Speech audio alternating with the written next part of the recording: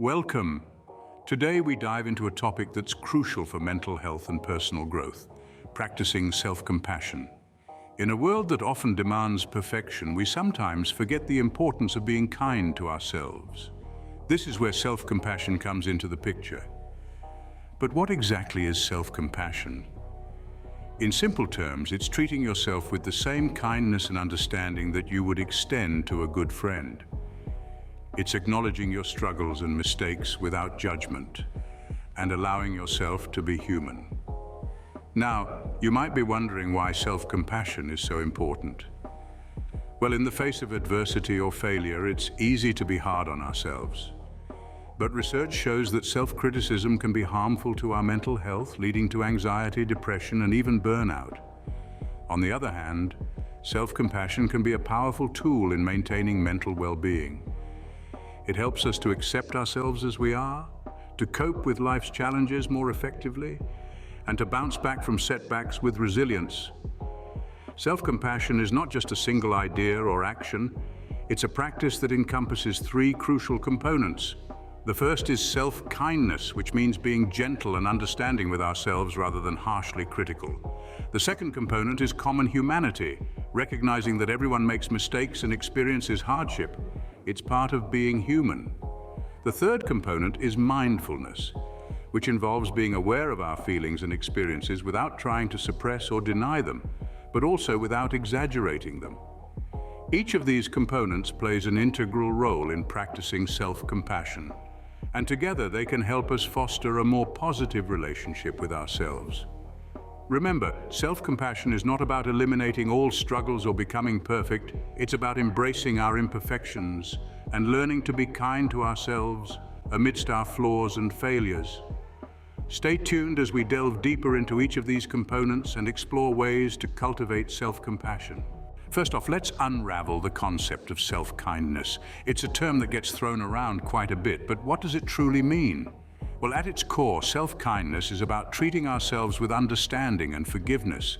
It's about extending the same compassion we show to our nearest and dearest to ourselves. Now, this might sound simple, but it's not always easy. We often hold ourselves to a higher standard than we do others. We beat ourselves up over every little mistake, and we can be our own worst critics. But imagine if we treated our friends the way we treat ourselves. Would we still have any friends? Probably not. So why is it acceptable to treat ourselves this way? However, it's important to distinguish between self-kindness and self-indulgence. Self-kindness is not about letting ourselves off the hook when we mess up, nor is it about avoiding responsibility for our actions. It's not about indulging in every whim and desire without considering the consequences. That's self-indulgence, not self-kindness. Self-kindness means recognizing when we're suffering, acknowledging our pain without judgment, and responding with kindness and understanding. It means allowing ourselves to be human, to make mistakes and to learn from them. It's about giving ourselves the permission to not be perfect and to still be okay with who we are. Self-kindness is a crucial part of self-compassion. It's a practice that takes time and effort, but the rewards are worth it. When we treat ourselves with kindness, we cultivate a sense of inner peace and acceptance that can help us navigate life's ups and downs with grace and resilience. Remember, self-kindness isn't about letting ourselves off the hook. It's about acknowledging our imperfections without harsh judgment. It's about treating ourselves with the same understanding and forgiveness that we extend to others. So let's make a pact to be kinder to ourselves, shall we? After all, we deserve to be treated with kindness, especially by ourselves. Next on the list is common humanity. Ever wondered what it means? Well, in the simplest of terms, common humanity is about recognizing that all of us, yes, every single human being, is beautifully and wonderfully imperfect. It's about understanding that none of us are alone in our struggles, that every person has their own set of challenges, their own pains, their own heartaches. It's about realizing that suffering, while undesirable, is a universal experience. You see, often when we face hardship, we feel isolated.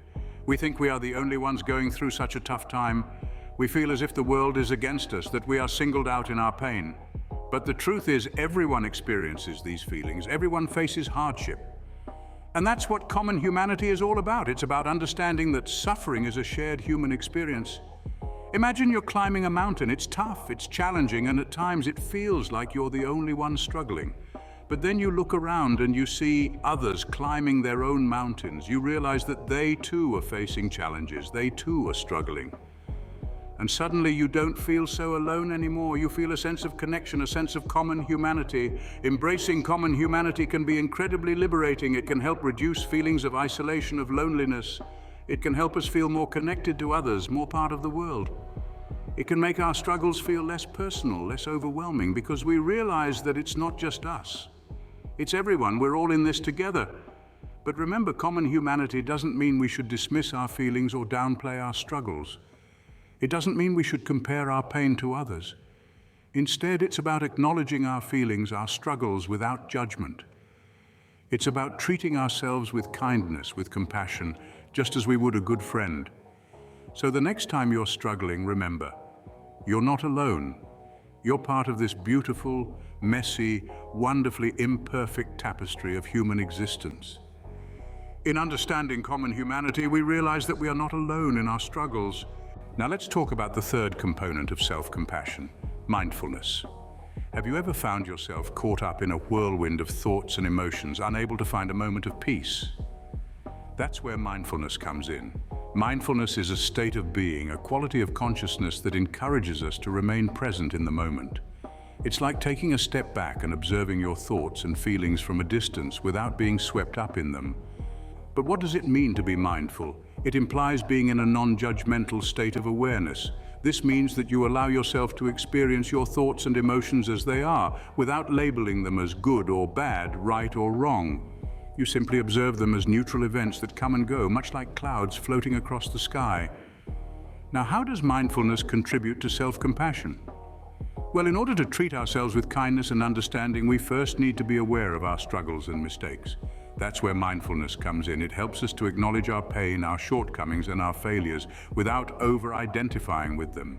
It provides us with the space to observe our feelings, to sit with them, and to accept them without judgment. Imagine you're standing in a storm.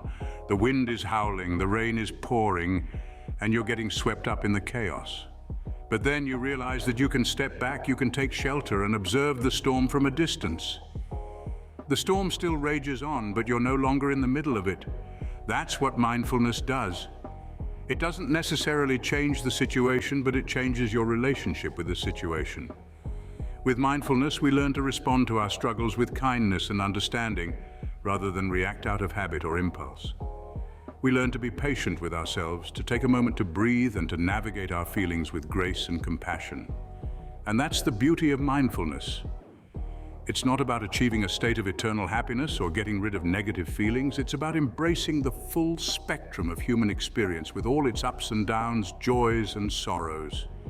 With mindfulness, we learn to observe our feelings without getting swept up in them.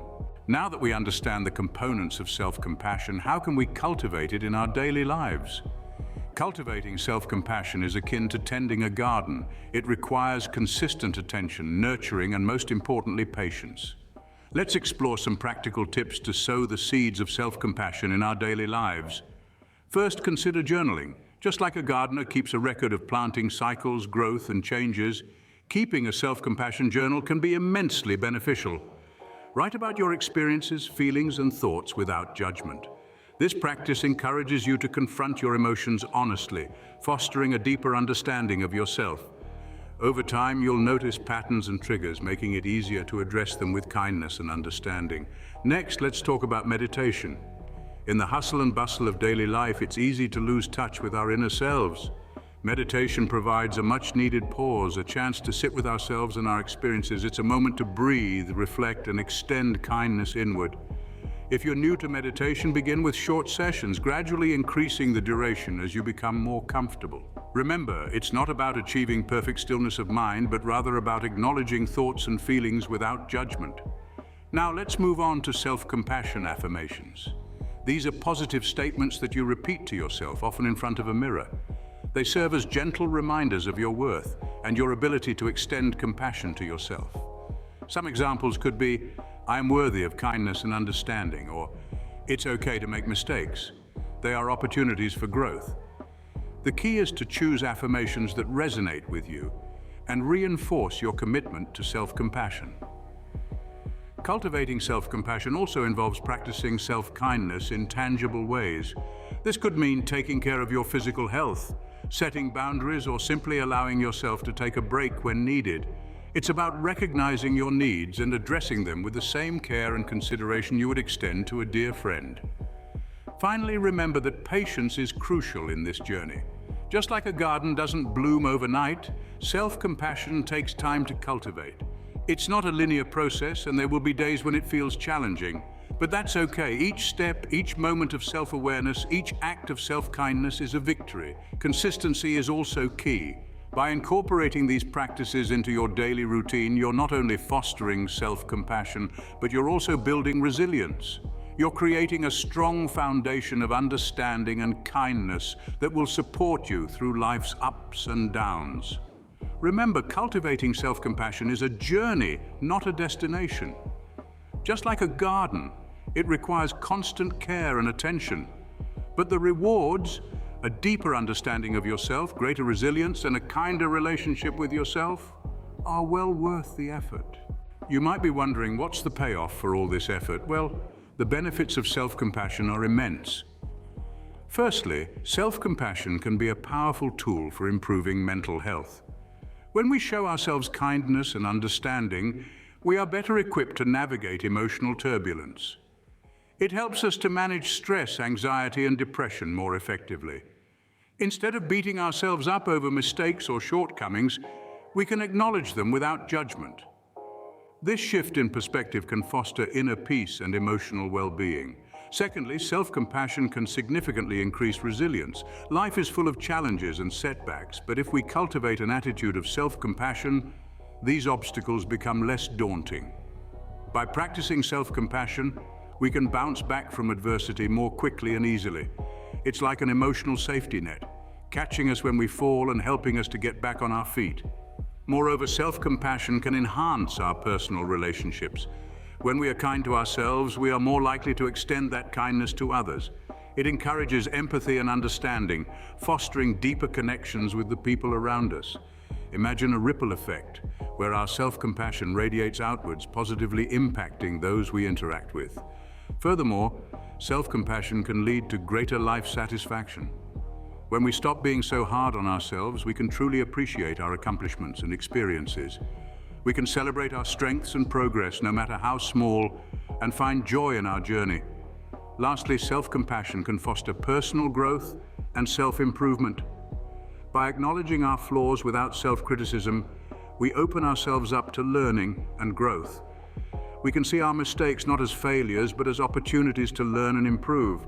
So, to summarize, self-compassion can improve mental health, increase resilience, enhance personal relationships, boost life satisfaction, and foster personal growth. These benefits can transform our lives, making us happier, healthier, and more content.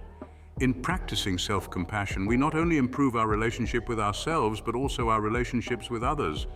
As we wrap up, remember that self-compassion is not a luxury, but a necessity for a fulfilling life.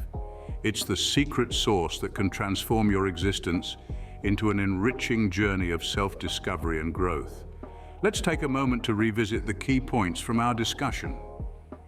We started by understanding self-compassion, a concept that calls for treating ourselves with the same kindness and understanding that we'd offer a dear friend. It's a powerful tool to navigate through life's challenges and setbacks. Next, we delved into self-kindness, a critical component of self-compassion. It's about offering ourselves warmth and understanding instead of harsh judgment during times of failure or pain. It's about acknowledging that it's okay to be imperfect. Then we explored the notion of common humanity. Realizing that we're not alone in our struggles can significantly reduce feelings of isolation. Remember, everyone stumbles, everyone has their ups and downs. It's part of the shared human experience. Mindfulness, another crucial aspect of self-compassion, was our next stop. It's the practice of being present in the moment, allowing ourselves to acknowledge and accept our feelings without trying to suppress or exaggerate them. We also discussed how to cultivate self-compassion. It's a lifelong journey that requires practice, patience, and persistence. And remember, it's not about eliminating negative emotions, but rather about changing the way we relate to them. Finally, we looked at the benefits of self-compassion, which are numerous and profound. It fosters resilience, reduces stress and anxiety, and boosts happiness and overall well-being. Now it's your turn to embark on this journey of self-compassion. Start small, be patient with yourself, and remember, every step you take is progress, no matter how small it may seem. Which topic would you like to explore next? Please share in the comments. And don't forget to subscribe for more enlightening discussions. See you next time.